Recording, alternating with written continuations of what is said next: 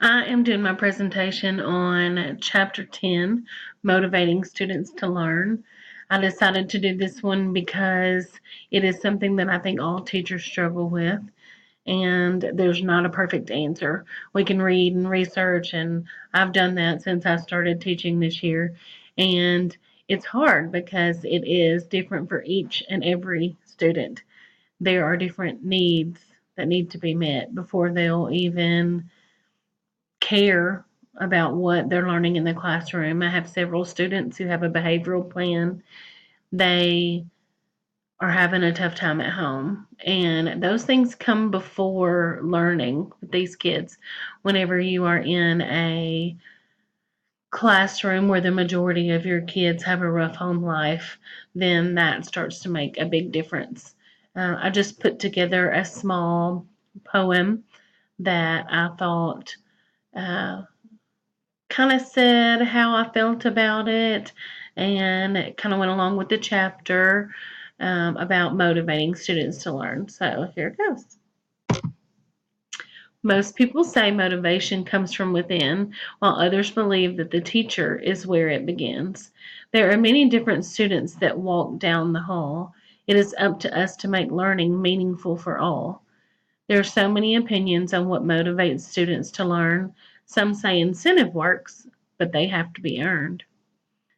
What about that student that doesn't see the importance? Do we throw them to the wayside and just call them a nuisance? So many different theories to point us in the right direction, yet so many pieces to put together with 24 different reflections. Each and every student will have needs that need to be met before they even care about what is on that test. Once we meet the needs of those students that we have, maybe Maslow will be right and motivation we will have. Communicating with the students is definitely a win. Sometimes they need to be told that it can come from within. They need to know they're capable. Some have never been told the answer to their success is in the key they hold. There are so many things that contribute to one child's motivation, but I do believe that teachers are the main source in this nation. With love for the students we have and knowledge of them too, there are so many ways we can teach them without it becoming a zoo.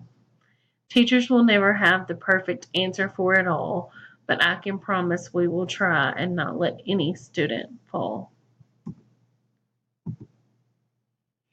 That was just this short poem that I wrote, but it pretty much says how I feel about everything.